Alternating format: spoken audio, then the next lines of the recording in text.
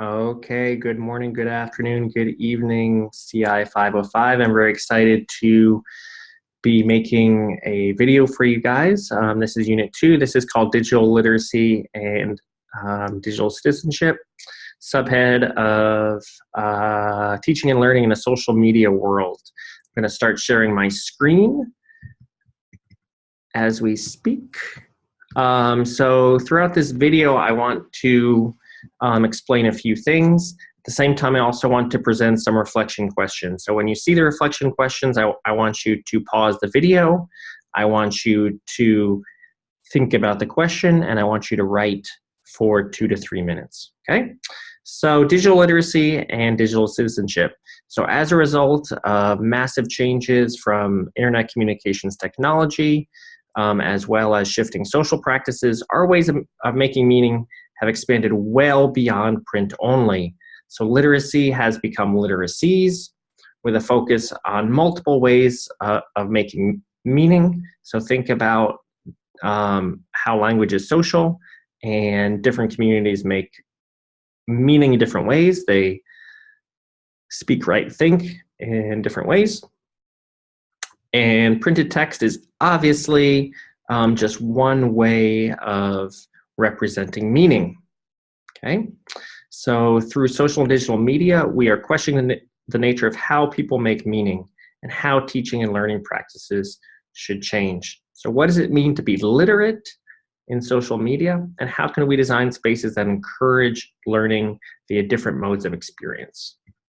The first article is from Julie Coiro et al. This is the first chapter, or the introductory chapter, from the Handbook of Research on New Literacies, which is a foundational text.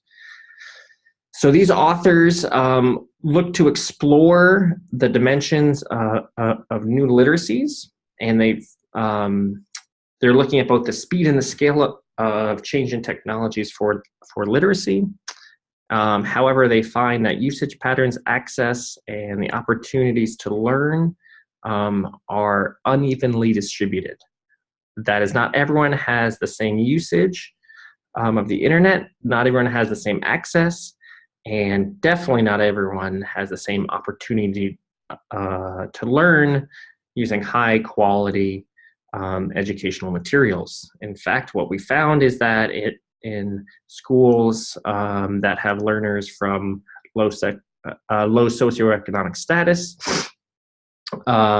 even when they're using digital media, they're often using it in relatively remedial ways, such as basic skills or to reinforce lower quality thinking. So new technologies always exist alongside older technologies, and a larger mindset and ability to continuously adapt to new literacies is one definition of making meaning. So Julie Coiro et al. Want to pose the question. So reflection question 1, what does it mean to read, write, and make meaning on the internet, and how do we assess it? So new literacies is an umbrella term for research that investigates changes in technologies, communications, institutions and relationships, economic life, and diverse everyday practices. So new literacies, as the umbrella term, also includes things like digital literacies, multi-literacies, etc., computer literacy, web literacy, etc., etc. So to sum up, new literacies require new social practices, skills, strategies, and disposition.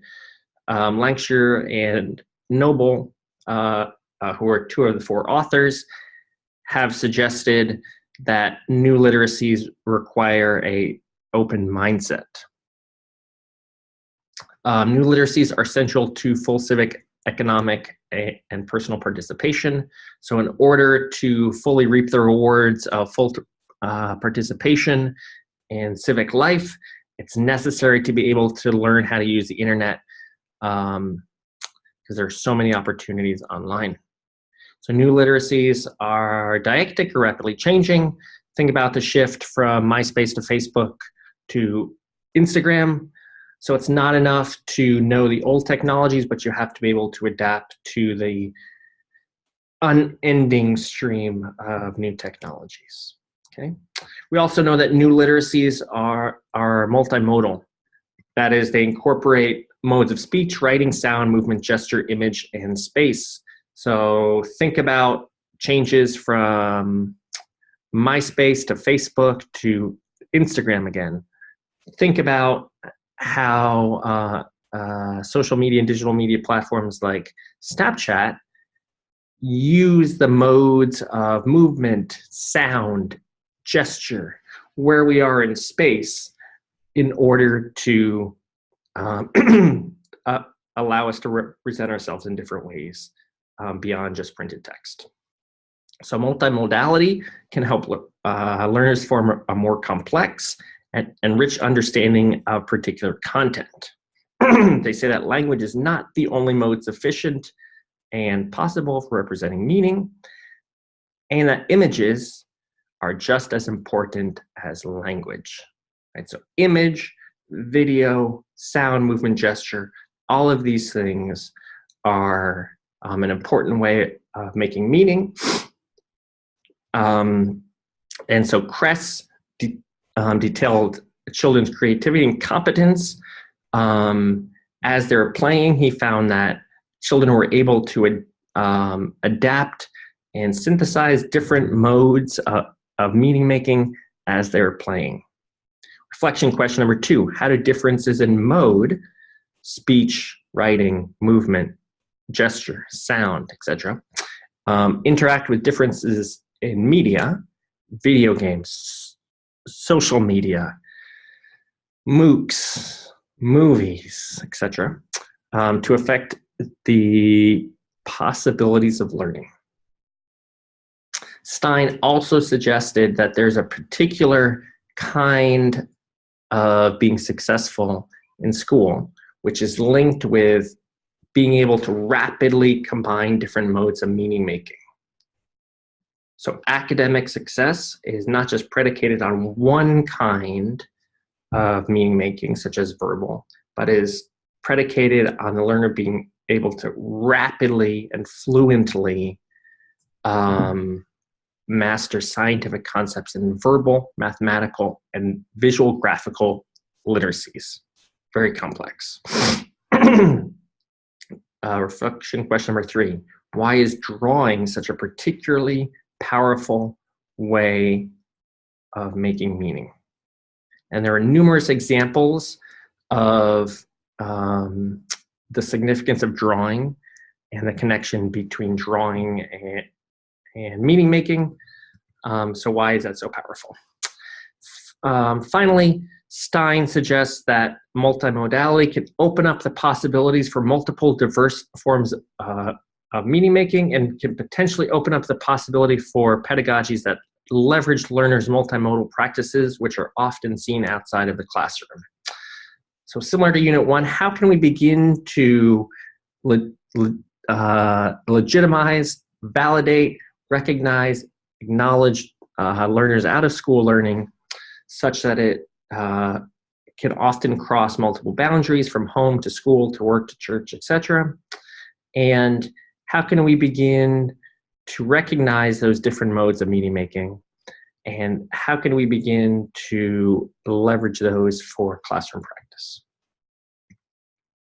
When we begin to validate those, we often see, such as Stein suggested, we often get at some of those really big, really valuable, really important questions, such as learner identity, learner history, experience, and imagination.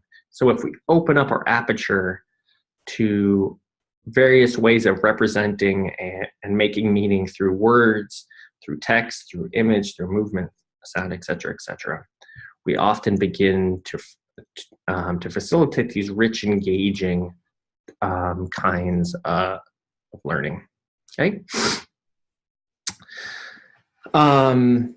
So meaning making happens through a variety of resources in a variety of spaces over time. In 2012, my colleague Christine Greenhow and I developed the concept of Literacy, which suggested that social media spaces, and we were looking at one of the most popular social media spaces back in 2011, Twitter. We said social media spaces are so rich, so emergent, and so complex that knowing how to make meaning in them represents a special kind of literacy, what we proposed as Twiteracy. So there's many reasons for using Twitter, but the reflection question is, how can particular technologies, so in this case Twitter, facilitate new social acts, new interactions, or new relationships? We found that young people's use of Twitter was found to support a number of positive educational outcomes, including improved class discussion. So the discussion went beyond the four classroom walls to exist before and after class, to introduce a wide variety of learners who are not even in the class into the conversations. Using Twitter was also found to support greater social presence. So we're more ourselves. We suggest or we show certain sides of ourselves through social media. Finally, it was also tied to experiential learning. So there's a complex interrelationship between print-based text and new literacies, which are often multimodal. So how can we begin to examine these new literacy practices that combine both online and offline practices? How can we begin to think about the use of social media as a way to encourage participation, which may feel more relaxed for certain learners? And how can we begin to use social media as a way that can begin to align and actually help students develop information literacy? Finally, I want to discuss the fourth article, which introduces the learning by design framework, which is conceptually linked to connected learning, which we'll explore more in Unit 3. A big part of the connected learning framework is tying learners' academic interest to their out-of-school interests, oftentimes using social and digital media networks. And they see learning as participation. So learning by design envisions the teacher as designer that creates engaging environments, adapts materials from different media, and lives life online. So the author suggests that there are 4 broad pedagogical moves that are important: experiencing, conceptualizing, analyzing, and applying. And I suggest that you go back to the reading to find examples of those. Reflection question 4. So as a designer of learning spaces, what is your learning element comprised of? So see page 211 for the 3 components of the learning element. So in the learning by design framework, they suggest that situated practice, also called experiential learning, can coexist with overt instruction. So how can we, as learning designers, shift from one of which our practice primarily involves speaking or lecturing to documenting learning online, or to seeing how we can design online learning? So how can we focus on professional collaboration and pay attention to shifts in identity, while also recognizing that meaning making happens multimodally, and we need to develop new forms of assessment. Thank you very much, and have a great day.